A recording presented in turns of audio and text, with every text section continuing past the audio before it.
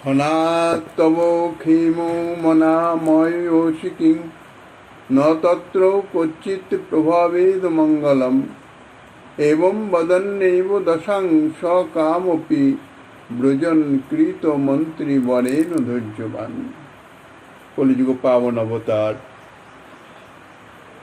পরম করুণাময় শ্রী গৌরাঙ্গ সুন্দরীর পরম অন্তরঙ্গ প্রিয় পার্ষদ বর্জ পূজ্যপাদ ছিল সনাতন গোস্বাইপাদ তাহার শ্রী বৃহৎ ভাগবতামৃতম নামক শ্রী গ্রন্থের দ্বিতীয় খণ্ডের পঞ্চম অধ্যায়ে দ্বারকাপুরীতে আগত গোপকুমারের প্রতি দ্বারকানাথের যে প্রীতিপূর্ণ ব্যবহার তাহা বর্ণনা করিতেছেন।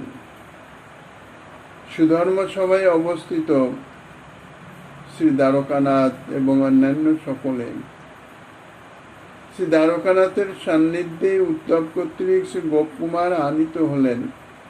দ্বারকানাথের চরণে দণ্ডবোধ করিয়ে দিলেন উদ্ধব। দ্বারকানাথ গোপকুমারকে তুলে গোপকুমারের হস্তস্থিত বংশী নিয়ে কিছুক্ষণ বংশীর প্রতি দৃষ্টাপাত করে আনমনা হয়ে গিয়ে তারপর গোপকুমারের গাত্রমার্জন করতে করতে বললেন, হে গোপকুমার, তোমার কুশল তো? কোনো বিষয়ে তোমার অমঙ্গল হয় নাই তো? এইরূপ বলিতে বলিতে শ্রী ভগবান বাষ্প গদগদ ভাব পরিপূর্ণ কোনো এক অপূর্ব দশা প্রাপ্ত হলেন। মন্ত্রীবর শ্রী উদ্ধব কোনরূপে তাহাকে সান্ত্বনা করিলেন। সেই প্রাণনাথ শ্রী দ্বারকানাথ স্বীয় করকমল দ্বারা আমার অঙ্গ প্রত্যঙ্গ স্পর্শ করত পরিমার্জন করতে লাগলেন। গোপকুমার মাথুর ব্রাহ্মণের নিকটে তৎকালীন অবস্থা বর্ণনা করছেন।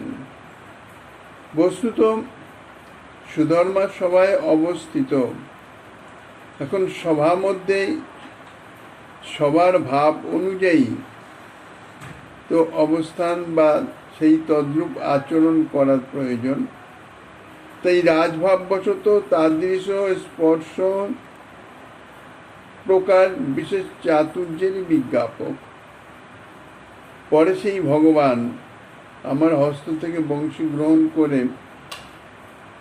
সতৃষ্ণ নয়নে অবলোকন করতে করতে কিছুকাল তূষ্ণীভাবাপন্ন হয়ে রইলেন। সত্য সত্যই তিনি মহা ব্যথিত হয়েছিলেন। ব্রজের স্মৃতি হৃদয়ের পটে প্রকাশিত হয়ে প্রভুকে অত্যন্ত ব্যথিত করে দিয়েছিল। কিছুক্ষণ পরে ভগবান বলছেন, হে গোপকুমার, তোমার কুশল তো? গোকুলে কোনো অমঙ্গল হয় নাই তো? এই কথা বলতে বলতে ভগবান বাষ্প গদগদ ভাব পরিপূর্ণ কোন এক অপূর্ব মোহ লক্ষণ থেকে প্রাপ্ত হলেন। পরন্তু মন্ত্রী প্রবর শ্রী উদ্ধব, বিশেষ বিচক্ষণ শ্রী উদ্ধব, স্থানকাল দেশকাল পাত্র হিসাবে বিশেষ পারদর্শী এই সুধর্মার স্বভাব প্রভুর এ জাতীয় ভাবের পরিপন্থী। কাজী মন্ত্রীপ্রবর শ্রী উদ্ধব অতি শীঘ্র প্রভুকে ধৈর্য সম্পাদন করালেন। যদিও তৎকালীন শ্রী ভগবান বৈকুণ্ঠ দ্বারকাবর্তী এবং তাহার এইরূপ দশা ভৌম দ্বারকাতেই সম্ভূত হতে পারে, বৈকুণ্ঠ দ্বারকাতে তাহা কখনো সম্ভবপর নয়। অর্থাৎ ভৌম দ্বারকাবর্তী ব্যবহারজনিত অমঙ্গলাদি আশঙ্কা হতে পারে না। তথাপি প্রকট এবং অপ্রকট উভয় লোকের ঐক্য হেতু বিশেষত সর্বদা শ্রী ভগবানের ভৌমলীলাগত আবেশ। কেননা ভৌমে কিছু বিচিত্র বিচিত্র লীলাও সংগঠিত হয়, যাহা নিত্য ধামে সম্ভব নয়। তাই প্রকট অপ্রকট উভয় লোকের ঐক্য হেতু তাহার তাদৃশ পূর্বভাব অনুবৃত হয়েছে। শ্রী নারদ ঋষি অগ্রে ইহা এ বিষয়ে বিশেষভাবে ব্যক্ত করবেন। অগ্রত দর্শিতাস্তেন সংকেতেন সভাস্থিতাঃ যাদবা বাসুদেবাত্মা নৃপা দেবাস তথর্ষয়। মন্ত্রী প্রবর উদ্ধব প্রভুকে সান্ত্বনা দিয়ে প্রবোধিত করে ধৈর্য ধারণ করিয়ে যথারীতি বাস্তব ব্যবহারিক অবস্থায় আনবার নিমিত্ত সংকেতপূর্বক অগ্রস্থিত বসুদেবাদী যাদবগর্ভকে, উগ্রসেনাদি রাজাকে এবং ঋষিদিগকে দেখালেন। অর্থাৎ সেই মন্ত্রীপ্রবর উদ্ধব প্রভুকে ইঙ্গিতে দেখিয়ে দিলেন সম্মুখে অবস্থিত মহারাজ উগ্রসেন আদি এবং পিতা বসুদেব ইত্যাদি। সেই মন্ত্রীবর প্রভুকে প্রবোধিত করিবার নিমিত্ত গুরু সংকেত দ্বারা পুরোভাগে বর্তমান যে অন্যান্য যুধিষ্ঠির আদি বান্ধবগণ, ইন্দ্রাদি দেবতাগণ, গর্গাদি ঋষিগণ, পার্শ্বদ ভগবত পার্শ্বদবর্গ, বিভিন্ন রাজন্যবর্গ, তাদের দেখিয়ে ইঙ্গিতে বললেন যে এখানে আপনার ব্রজভাবে ভাবিত হওয়া সমীচীন নয়, পরিবেশ প্রতিকূল, কাজেই ভাবান্তর প্রাপ্ত করেন, অর্থাৎ বাস্তব পরিবেশ অনুযায়ী সেই অবস্থায় ফিরিয়ে আনলেন। অর্থাৎ এই বৈকুণ্ঠ দ্বারকায় ভৌম দ্বারকার মতো ভগবানের লীলা কৌতুক সম্প্রদানের নিমিত্ত নিকটে শ্রী যুধিষ্ঠির প্রভৃতি পার্শ্বদগণ বিরাজমান, তাহাদেরও যথাযোগ্য স্থান, আসন ইত্যাদি রয়েছে। ইহাই নারদোক্ত সিদ্ধান্ত অনুসারে ব্যক্ত হবে। শ্রী গোলকে এইরূপ সংস্থান জানতে হবে। উন্মিল্য পদ্ম নেত্রী তনালোকাগ্রে প্রযত্নতঃ সৌবষ্টভ্যেষ দাত্মানং পুরান্তর্গন্তুমুদ্যত। অতঃপর শ্রী ভগবান প্রযত্ন সহকারে পদ্মনেত্র উন্মিলন করে সমস্ত যাদবাদিকে অবলোকন করবা মাত্র তিনি আত্মসম্বরণ করলেন এবং অন্তঃপুরে প্রবেশ করতে উদ্যত হলেন। শ্রী ভগবান চক্ষু মুদ্রিত করে ব্রজভাবে আবিষ্ট হয়ে গিয়েছিলেন বংশীর স্পর্শ মাত্র। বংশী তাকে ব্রজধামে নিয়ে চলে গিয়েছিলেন, অর্থাৎ মানসে ভাবে। উদ্ধব কর্তৃক সচেতনতা প্রাপ্ত হয়ে তিনি যখন চক্ষু উন্মিলন করলেন, তখন দেখলেন যে তিনি সুধর্মা সভায় অবস্থান করিতেছেন। ইহা ব্রজ নয়, ব্রজভাবের অনুকূল নয়। কাজেই তিনি যাদবাদী রাজন্যবর্গকে সম্মুখে দেখে তাড়াতাড়ি অতি শীঘ্র আত্মসম্বরণ করলেন এবং অন্তঃপুরে প্রবেশ করবার নিমিত্ত উদ্যত হলেন। চিরাদভীষ্টং নিজ জীবিতেষং তথাবিলভ্য প্রমোদাব্ধিমগ্না কিমাচরানি প্রবোদানি বা কিমিতি স্ম জানামি ন কিঞ্চনাহম।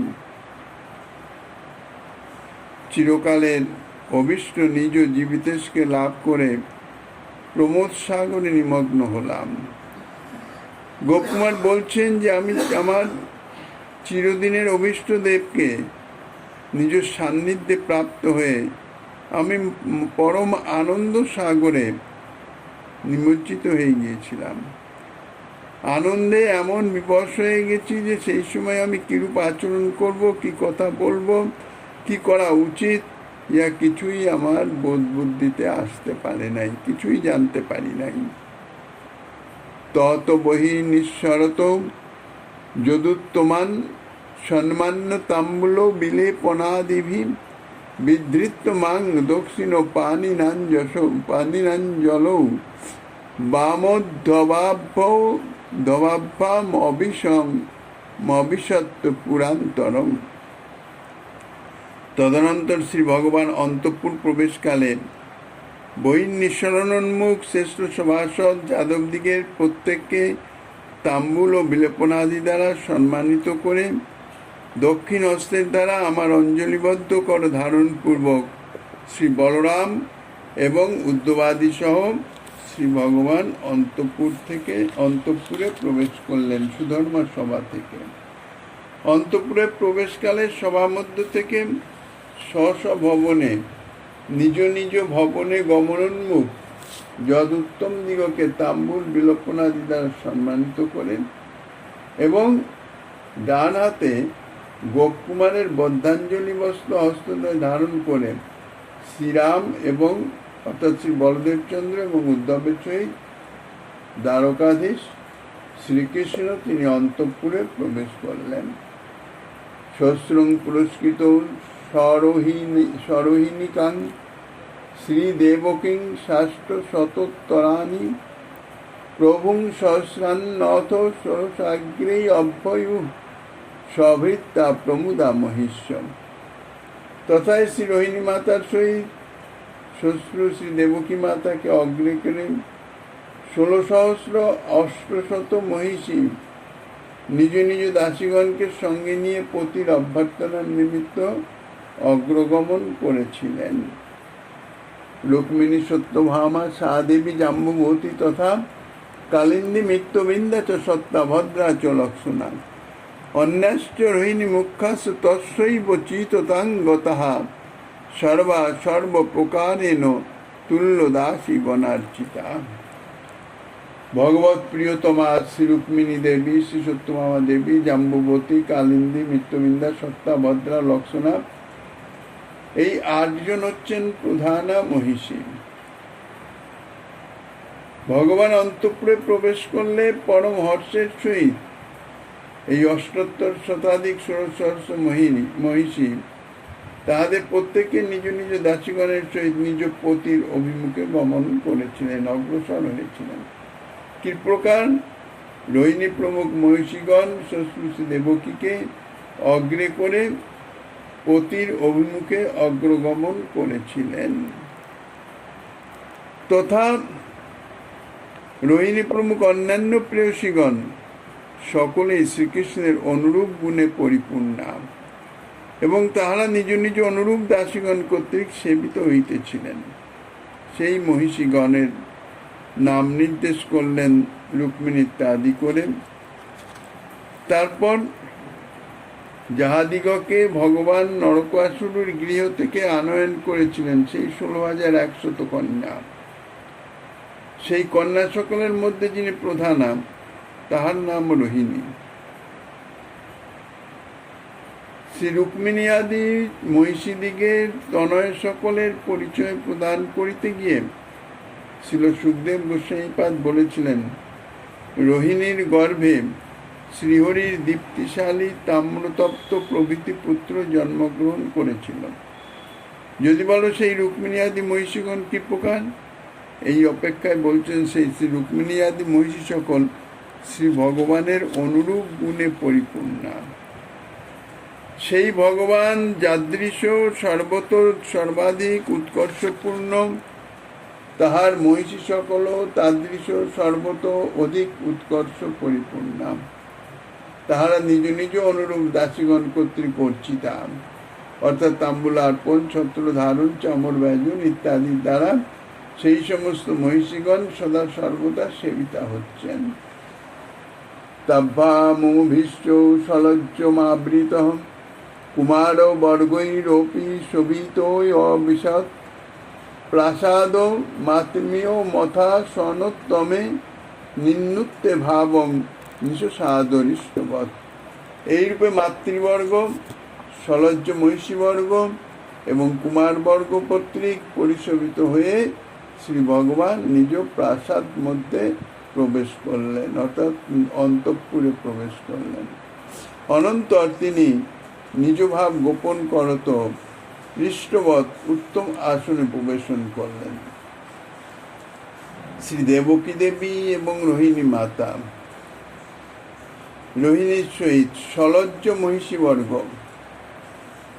তাহারা সকলে মিলে এবং সেই সঙ্গে শ্রী প্রদ্যুম্ন, শাম্ব ইত্যাদি কুমারবর্গ সকলেই সুধর্মার সভাগত শ্রী দ্বারকানাথকে অগ্রগমন করে অভ্যর্থনা করে অন্তঃপুরে নিয়ে এলেন। শ্রীকৃষ্ণ নিজ প্রাসাদ মধ্যে প্রবেশ করলেন।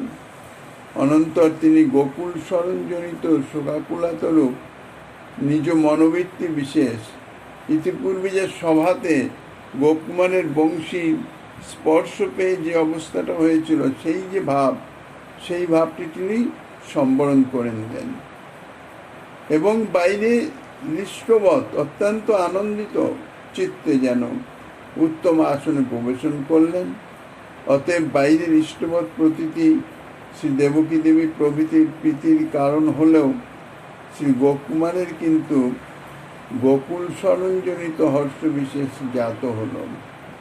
কারণ শ্রী ভগবানের নিষ্ঠতা কেবল গোকুল সম্বন্ধিনী, ইহা তিনি অবগত আছেন। অর্থাৎ গোপকুমার জানেন শ্রী ভগবানের গোকুলের স্মৃতি হচ্ছে সর্বোত্তম পরিপূর্ণ আনন্দদায়ক।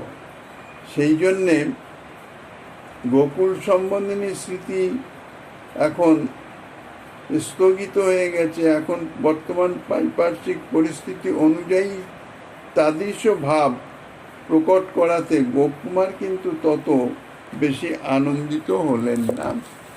তং শ্রী যশোদা কিল গোপ সুন্দরী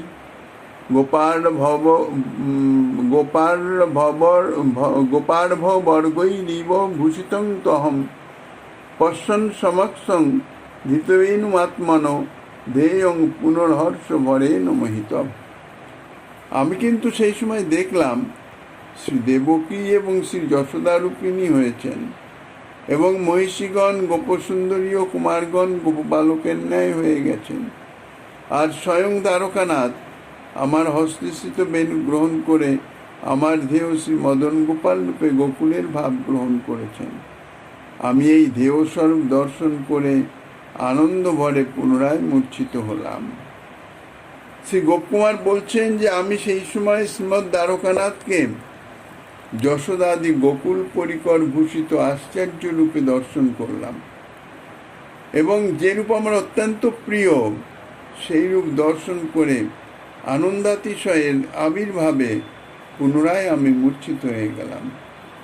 মূর্ছার কারণ, যাহাকে চিরকাল হৃদয়ে চিন্তা করে আসিতেছি, যাহার সাক্ষাৎ দর্শনের নিমিত্ত সদা সর্বদা ব্যাকুল উৎকণ্ঠিত, তাহাকে সাক্ষাৎ অবলোকন করে এত আনন্দ বিবশতা এসে গেল, সেই আনন্দ বিশেষের আতিশয্যে সে আনন্দ আমার হৃদয়কে পরিপূর্ণ করে উছলে গেল, অর্থাৎ আমার বাহ্য স্মৃতি লোপ করিল।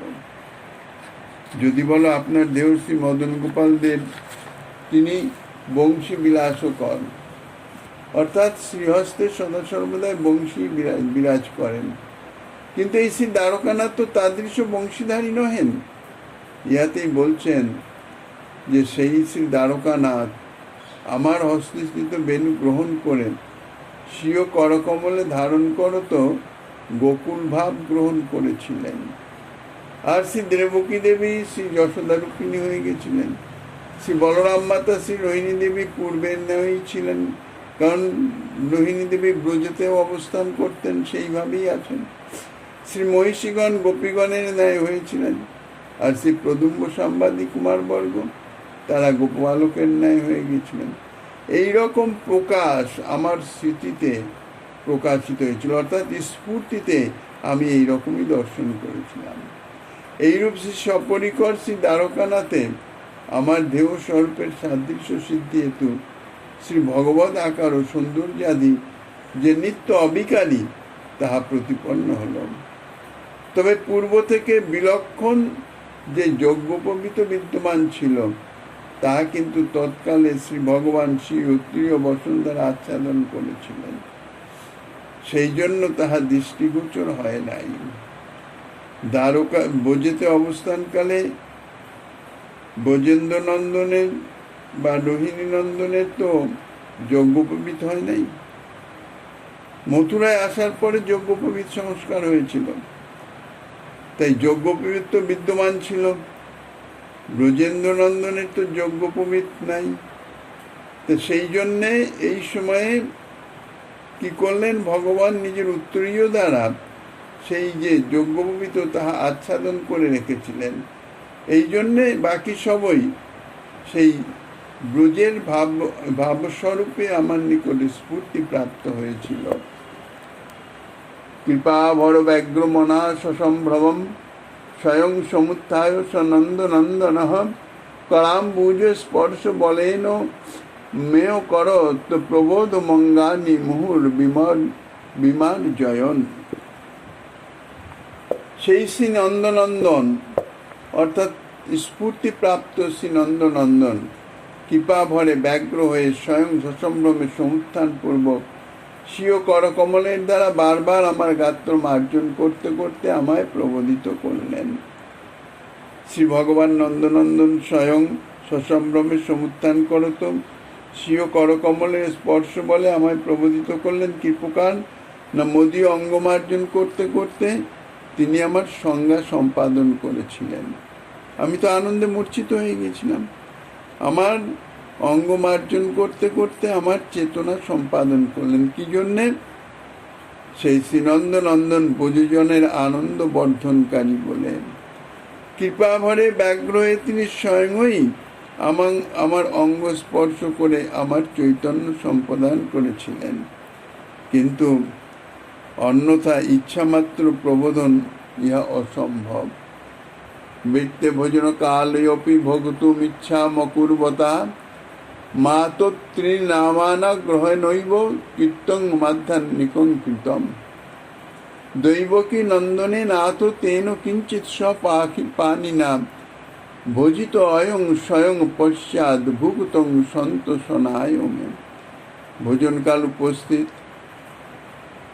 কিন্তু তিনি ভোজনে ইচ্ছা প্রকাশ করেন নাই, কিন্তু মাতৃগণের আগ্রহে মধ্যাহ্ন কীর্তাদি সম্পাদন করলেন।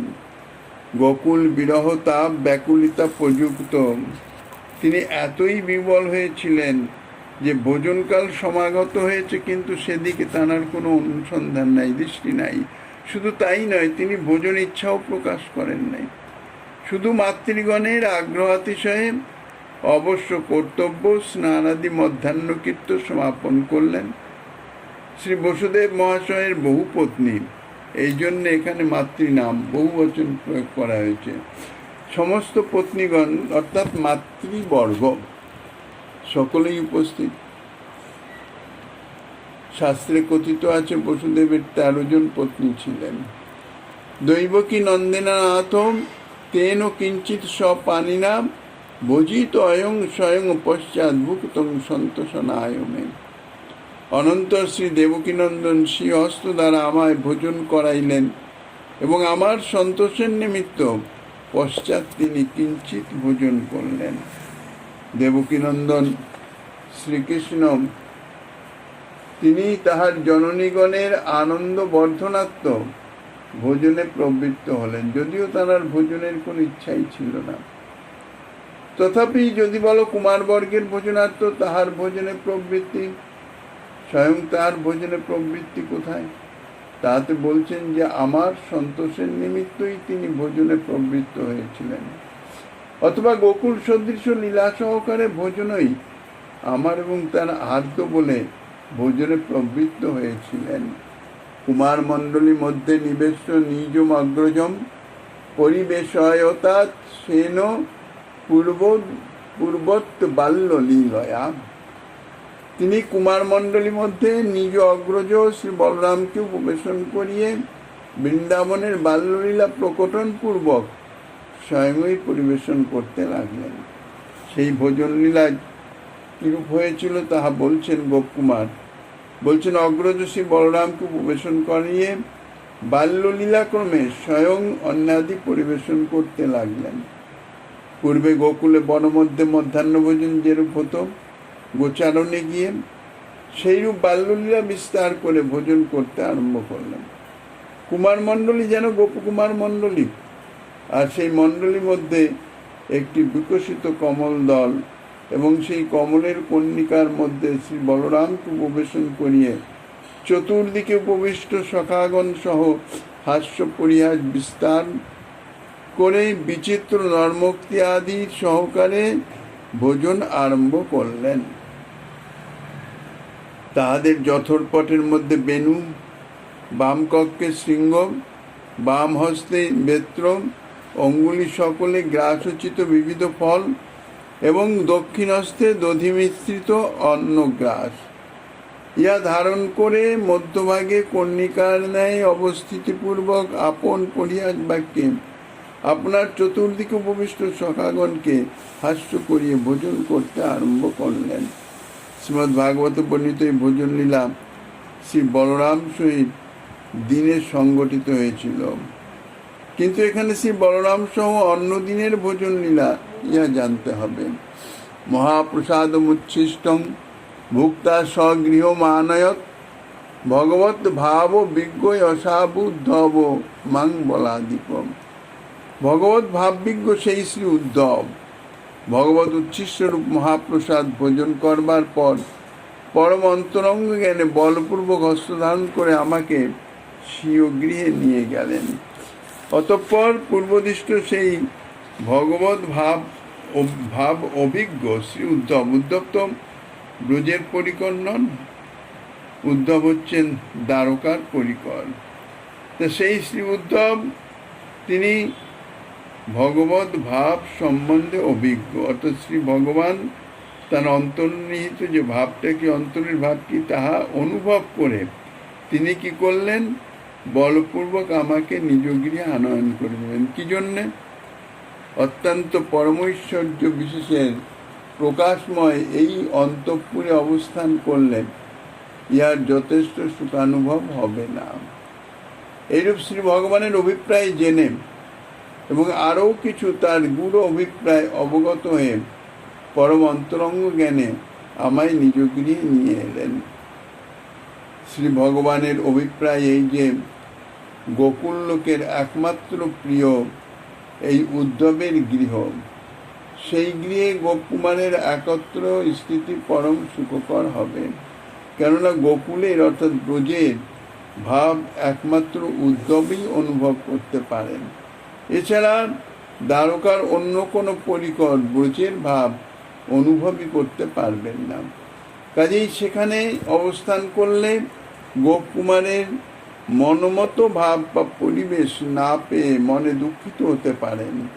এই জন্যে গোকুল লোকের একমাত্র প্রিয় এই শ্রী উদ্ধবের গৃহ, সেই গৃহেই গোপকুমারের অবস্থানটি যথার্থ সুখকর হবে এটি চিন্তা করে ইঙ্গিতে উদ্ধবকে তাহাই বললেন এবং উদ্ধব প্রভুর ভাব অভিজ্ঞ উদ্ধব নিজ গৃহে নিয়ে এলেন। পরে সেই শ্রী উদ্ধব ভগবত উচ্ছিষ্টরূপ মহাপ্রসাদ ভোজন করে বলপূর্বক আমাকে স্বীয় গৃহে নিয়ে গেলেন।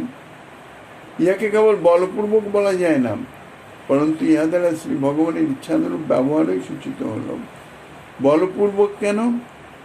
গোপকুমার শ্রী ভগবানের সান্নিধ্য ছেড়ে অন্যত্র যেতে ইচ্ছুক ছিলেন না। তদানীমেব যত অয়ং সম্যক সঙ্গাং ততই অখিলম তত্রানুভূতং বিমৃশন মুহুর নিত্যন নমং সদম। আমি শ্রী উদ্ধবকে গমন করে সম্যক সংজ্ঞা প্রাপ্ত হলাম। এতক্ষণ আমি আবেশে ছিলাম, অর্থাৎ পরিপূর্ণ বাহ্যজ্ঞান আমার এসেছিল না।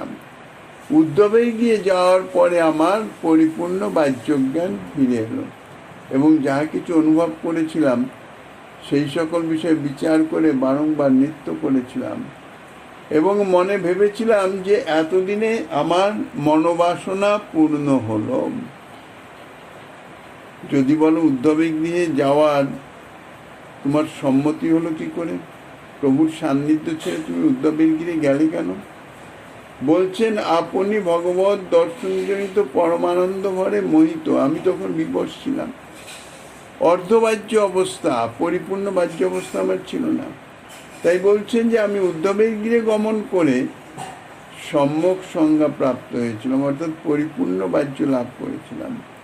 সংজ্ঞা প্রাপ্তির পর দ্বারকানাথের অন্তঃপুরে ভগবত সমীপে যা কিছু অনুভব করেছিলাম, অর্থাৎ সেখানে অবস্থান করলে গোকুলের স্মৃতি অর্থাৎ স্ফূর্তিতে যাহা আমি দেখেছিলাম, সেই সমস্ত অনুভূত বিষয় বারংবার বিচার করে আনন্দে আমি নৃত্য করতে লাগলাম আর মনে মনে চিন্তা করতে লাগলাম। মনোরথানাঙ্গ পরমং ক্লান্ত মহ গত অদ্বৈব যদিষ্ট দেবম প্রাপ্ত পরক্ষং ব্রজ নাগরং তং হৃদয় মানা খিল মাধুরী। অহৌ, কি আনন্দের কথা! আজ আমার সমস্ত মনোরথ পূর্ণ হলো। আজ আমি নিজ ইষ্টদেব ব্রজনাগরকে সাক্ষাৎ প্রাপ্ত হলাম। এতদিন হৃদয়ে যে রূপমাধুরী ধ্যান করতাম, ধ্যানে দর্শন করতাম, সেই অখিল মূর্ত মাধুরী অদ্য সাক্ষাৎ প্রাপ্ত হলো। ইতিপূর্বে বিচার্য আলোচিত হয়েছে, প্রভুর ধ্যানে দর্শন থেকে সাক্ষাৎ দর্শনের মাধুরী অনেক বেশি, প্রভাব অনেক বেশি। তো এতদিন গোপকুমার ধ্যানে দর্শন করতেন, এখন আজ সেই রূপমাধুরী সাক্ষাৎ যেন দর্শন করলেন। প্রস্থায়োদ্ধব সঙ্গত্যা স্বপ্রভুং তং বিলোকয়ন নাশকং হর্ষ বৈবস্যাৎ কিঞ্চিৎ কর্তুং পরং ততম। যখন যখন শ্রী উদ্ধবের সহিত গমন করে নিজ প্রভুকে দর্শন করতাম, তখন তখন আনন্দ ভরে পরিপূর্ণ হয়ে যেতাম। সেই সময় প্রভুর দর্শনাতিরিক্ত স্তুতি আদি কিছুই করতে পারি নাই। আমার মনোরথ পরম অন্তঃসীমা প্রাপ্ত হয়েছে, মনোবাসনা চরমোৎকর্ষে অর্থাৎ সম্যক রূপে পূর্ণ হয়েছে, যা এতদিন আমার ভাবনার বিষয় ছিল।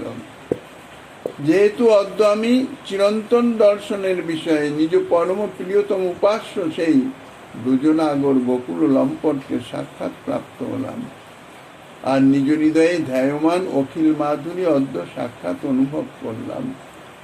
এইরূপে তথায় প্রথম দিনে যে পরমানন্দ বিশেষ অনুভব হয়েছিল, তার সংক্ষিপ্ত বিবরণ প্রদর্শন করে এখন দিনান্তরে অন্য দিনের যে পরমানন্দ অনুভূতির কথা তাহা বলিতেছি, শ্রবণ কর।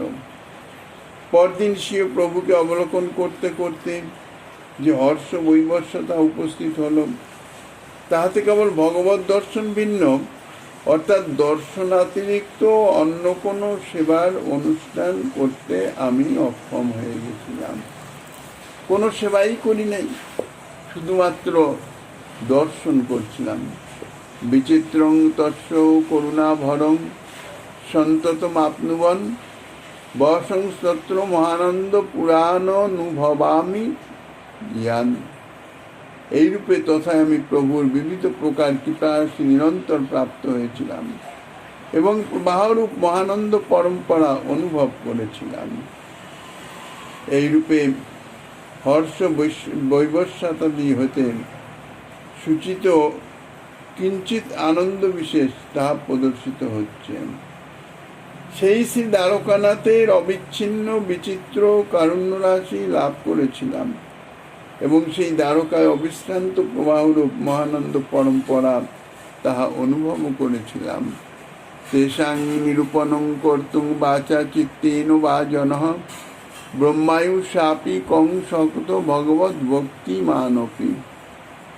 সেই মহানন্দ পরম্পরা বাক্য এবং মনের দ্বারা স্বয়ং বাগদেবীও নিরূপণ করিতে পারেন না। এমনকি ভগবত ভক্তিমান মহাত্মগণও ব্রহ্মার আয়ু পরিমাণ কাল যদি বর্ণনা করেন, তাহলেও সেই ভগবত বাক্য যে পরম মধুর প্রীতিপূর্ণ বাক্য, তাহার সীমা প্রাপ্ত হবেন না।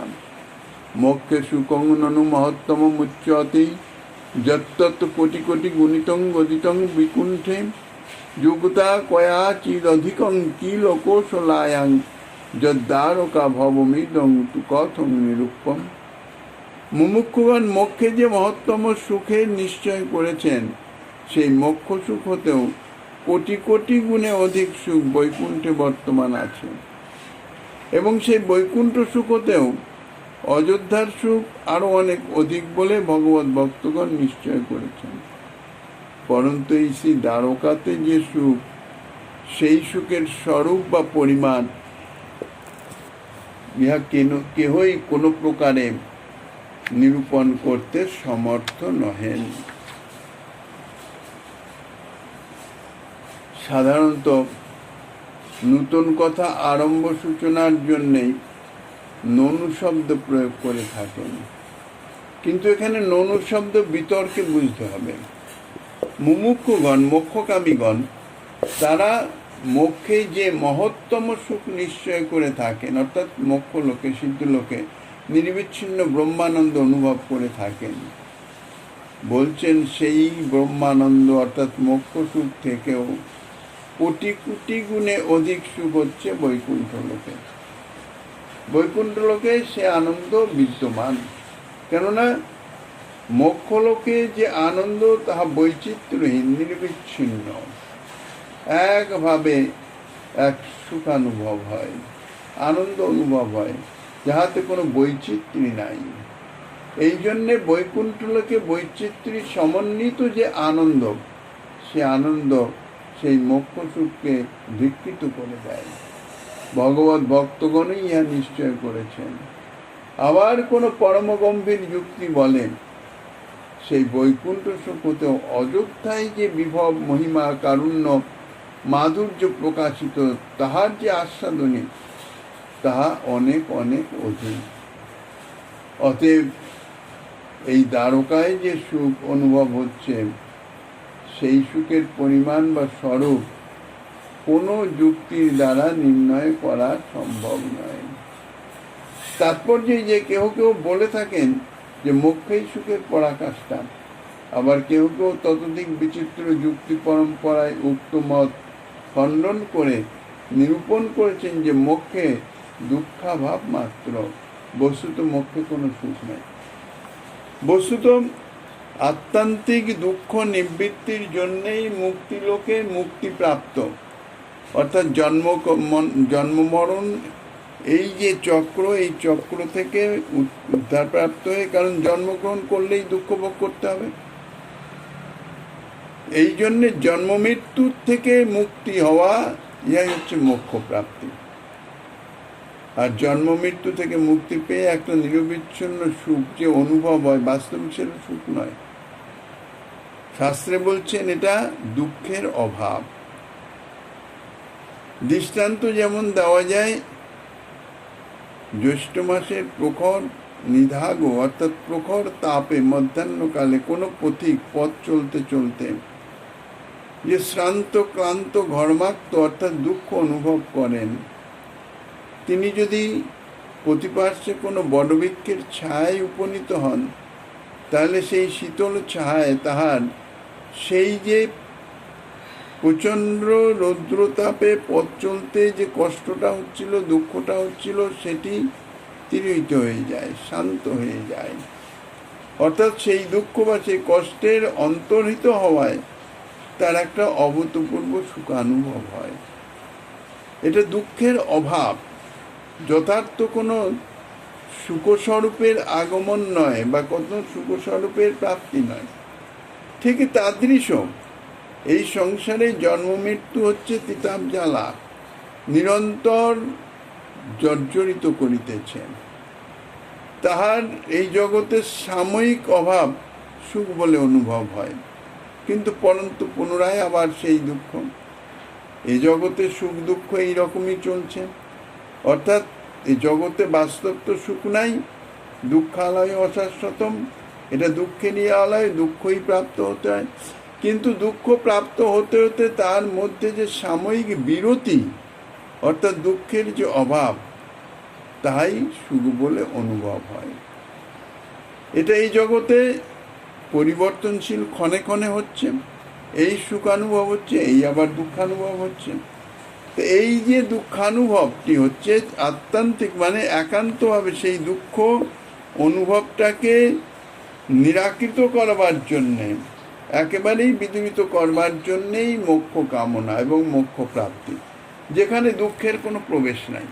কিন্তু দুঃখের প্রবেশ নাই বলে সেখানে যে কোনো বিশেষ সুখের প্রবেশ, সুখ আস্বাদন তাহা নয়। এই যে দুঃখের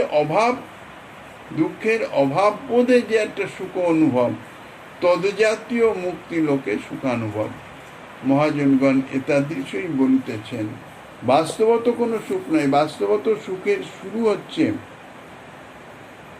বৈকুণ্ঠ লোকে। অনন্ত কোটি বৈকুণ্ঠ লোক পরম ব্রহ্ম ধাম, তাহাই বাস্তবিক সচ্চিদ আনন্দময়, সেখানেই আনন্দের অবস্থান। বৈকুণ্ঠ লোকেই তাই বলছেন সুখের পরাকাষ্ঠা। অতএব সেই বৈকুণ্ঠ সুখ থেকে অধিক আর কি সুখ থাকতে পারে? পূর্বে আমরাই নিরূপণ করছি যে সেই বৈকুণ্ঠ সুখই পরমাত্মান্ত কাষ্ঠা প্রাপ্তা।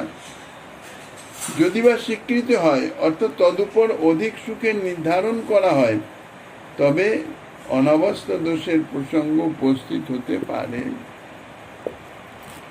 তথাপি শ্রী অযোধ্যায় পরম ঐকান্তিকতরূপ সেবারসনিষ্ঠা বিশেষ, তথায় পরম সুখ বিশেষের অবস্থান স্থাপন করেছেন। পরিশেষে আমার বক্তব্য এই যে, এই দ্বারকাতে যে সুখ বর্তমান আছে, সেই সুখের স্বরূপ বা পরিমাণ নিশ্চয় করতে কোনো যুক্তির আশ্রয় গ্রহণ করা যেতে পারে না। কারণ সমস্ত যুক্তি মুক্তি আদি সুখের নিরূপণ প্রসঙ্গে নিষ্পন্ন হয়ে গেছে। ইহা ভক্তি প্রবণতা বা স্তুতিমাত্র নহে, বস্তুত সাক্ষাৎ অনুভূয়মান সিদ্ধান্ত বিশেষ। মন বুদ্ধির দ্বারা যুক্তি তর্ক করে মানুষ কখনো সুখের স্বরূপ বা পরিমাণ নিশ্চয় করতে পারে না। কেননা মানবীয় যে মনোবুদ্ধির শক্তি, তাহা হচ্ছে সীমাবদ্ধ। আর ব্যক্তিগত যে কামনা বাসনা, তাহাও প্রতি মুহূর্তে মনোবুদ্ধিকে বিপর্যস্ত করে দেয়, অর্থাৎ নিজের দিকে টেনে স্বীয় বাসনা তৃপ্তির পথে পরিচালিত করে দেয়। যুক্তিতর্ক দেখিয়ে নিজের অশুদ্ধ মন বুদ্ধির যুক্তিতর্ক দ্বারা কর্তব্য অকর্তব্য স্থির করতে প্রতি মুহূর্তে তাই মন বুদ্ধির সংকটে পতিত হতে হয়। এই জন্য ভক্তিরসাস্বাদন সর্বসাধারণের পক্ষে সম্ভব নহে। যাহাদের সাধন ভক্তির অনুষ্ঠান করতে করতে চিত্ত পরিমার্জিত হয়েছে, অর্থাৎ চিত্ত শুদ্ধ হয়েছে, রাগ দেশাদি রূপ চিত্ত কষায়, কাম ক্রোধাদি চিত্ত মলদোষ ইত্যাদি সব বিদূরিত হয়েছে, শুদ্ধ সত্যময় ভাব আবির্ভাবের যোগ্যতা প্রাপ্ত হয়েছে যে চিত্তে শুদ্ধ সত্যের আবির্ভাব হয়েছে, তাহাদের ওই শ্রী ভাগবতাদি শাস্ত্র অনুসরণে অনুরাগ এবং তজ্জাতীয় রসিক ভক্ত সঙ্গে আসক্তি ও ভগবত নাম কীর্তন লীলা শরণাদি হতে ভক্তিরস আস্বাদিত হয়। কিন্তু এতাদৃশ ভক্তগণের হৃদয়ে প্রাক্তন এবং আধুনিক সংস্কার দ্বয়ের বিদ্যমানতা আবশ্যক, নতুবা ভক্তিরস আস্বাদন কোনরূপেই হতে পারে না। তো এই জাতীয় ভক্তগণ তাহারাই অন্তরে আস্বাদন করেন এবং সুখের পরিমাপ, অর্থাৎ বৈকুণ্ঠ লোক থেকে অযোধ্যায় যে সুখানুভব অধিক হয় এবং তার থেকে দ্বারকা যে আরও অধিক, তাহা এই জাতীয় ভক্তগণ যাহাদের চিত্ত শুদ্ধ হয়েছে, বিশুদ্ধ সত্যের আবির্ভাব হয়েছে, তাদৃশ চিত্তেই একমাত্র অনুভূত হয়ে থাকে। এইভাবে শ্রী গোপকুমার দ্বারকাপুরীর আরও যে মহিমা ইত্যাদি যা বর্ণনা করবেন, শ্রীমন মহাপ্রভু গিরিধারীলাল কৃপা হলে আগামী দিনে আস্বাদনের বাসনা রেখে অধ্যকার